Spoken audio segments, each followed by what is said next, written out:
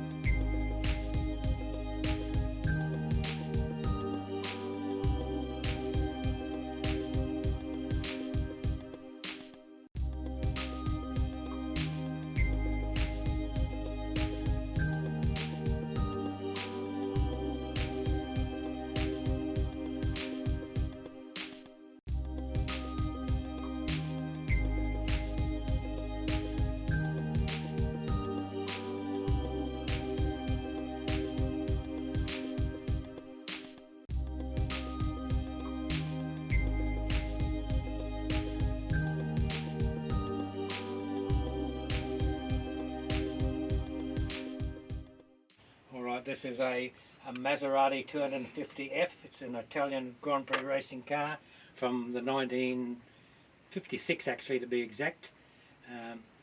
What made me make this particular one is that I saw a documentary on Foxtel, and I saw one of these cars.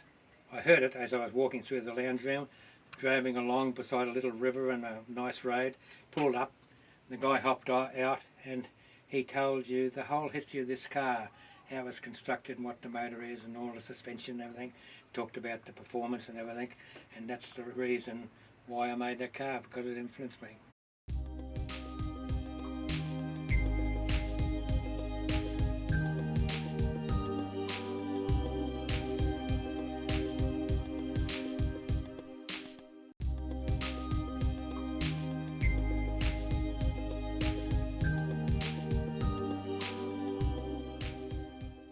Now this got a bit of history. A lady rang up once and said, "Can you able to make me, for my husband, a 1938 Packard saloon in the form of a letterbox?" I said, "I don't know, I've never tried it." So, to cut a long story short, I made a number of things just to see how comfortable I'd be with it, and I haven't got a go-ahead for her to make it or anything. She's been delayed to get back to me, so in any case I'm going ahead and I'm going to make it in any case. But it's got an opening, it's got everything like a letterbox, and it's going to have mud guards, all that sort of thing, you know. And that, of course, that one there, as you can see, is a street rod, quite different to any racing cars and everything. It's based, the body is based on a very early model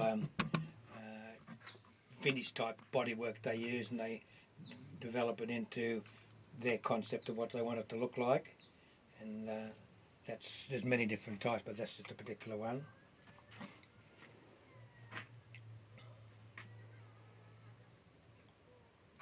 Now this one is a 1950s Offenhauser motor here, driving midget, that was created in probably the 1950s, and became a popular shape, and the Offenhauser became the top motor used in that particular era.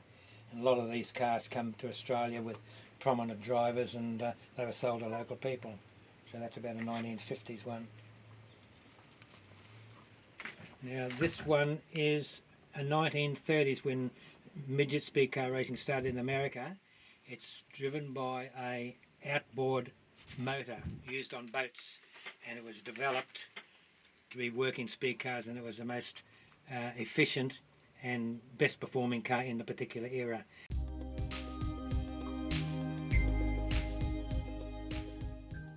And some of the very early ones of midget cars, you wouldn't recognise them as a car. They're very rough and no quality, but this is getting more close, that they made reasonably good bodies in that area, and then they got better and better and better and better, you know.